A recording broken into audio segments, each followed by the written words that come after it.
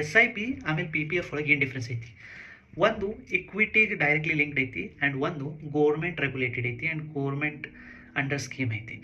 ಒಂದ್ರೊಳಗೆ tax benefits ಸಿಗುವಂಥವು mutual funds ಅದಾವೆ, S I Ps ಅದಾವೆ ಆ್ಯಂಡ್ ಎಲ್ಲದು ಅದಾವೆ. ಇದ್ರೊಳಗೆ fixed under ATC tax benefit ಸಿಗ್ತೈತಿ. ಒಂದ್ರೊಳಗೆ ಹೈಯೆಸ್ಟ್ ರೇಟ್ ಆಫ್ ರಿಟರ್ನ್ಸ್ ಇರ್ತೈತಿ, ಯಾಕಂದ್ರೆ ಡೈರೆಕ್ಟ್ಲಿ ಬಿಸ್ನೆಸಸ್ನಾಗ ಇನ್ವೆಸ್ಟ್ ಮಾಡಿರ್ತೈತಿ ಆ್ಯಂಡ್ ಬಿಸ್ನೆಸಸ್ ಲಿಂಕ್ಡ್ ಇರ್ತಾವೆ. ಒಂದು ಗೋರ್ಮೆಂಟ್ ಪ್ರಾಜೆಕ್ಟ್ಸ್ನಾಗ ಲಿಂಕ್ ಇರ್ತಾವೆ, ಸೊ ರೇಟ್ ಆಫ್ ರಿಟರ್ನ್ ಸ್ವಲ್ಪ ಕಡಿಮೆ ಇರ್ತೈತಿ, 7 to 8% depend upon government scenarios. ಒಂದು ಇದ್ರೊಳಗೆ 30 to 14%.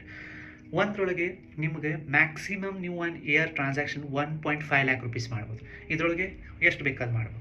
ಇದರಲ್ಲಿ 500 rupees ಸ್ಟಾರ್ಟ್ ಮಾಡ್ಬೋದು ಆ್ಯಂಡ್ ಇದರಲ್ಲಿ ಮಿನಿಮಮ್ ನೀವು 1000 rupees ಅಂತೂ ಹಾಕಬೇಕು. ಮಂತ್ಲಿನೂ ಆಗ್ಬೋದು, ಇಯರ್ಲಿನೂ ಆಗ್ಬೋದು. ಇದ್ರದ್ದು ಮೆಚ್ಯೂರಿಟಿ ಮಿನಿಮಮ್ 15 years ನೀವು ಹೋಲ್ಡ್ ಮಾಡಿರಬೇಕು. ಆಫ್ಟರ್ 5 years ಏನೋ ಎಮರ್ಜೆನ್ಸೀಸ್ ಬಂತಂದ್ರೆ ಪಾರ್ಷಿಯಲ್ ವಿಡ್ರಾ ಮಾಡಬೇಕು. ಇನ್ನೊಂದರೊಳಗೆ ಯಾವಾಗ ಬೇಕಾದ್ರೆ ರೆಡಿ ಮಾಡ್ಕೋಬೋದು, ಯಾವಾಗ ಬೇಕಾದ್ರೆ ತಗೋಬೋದು.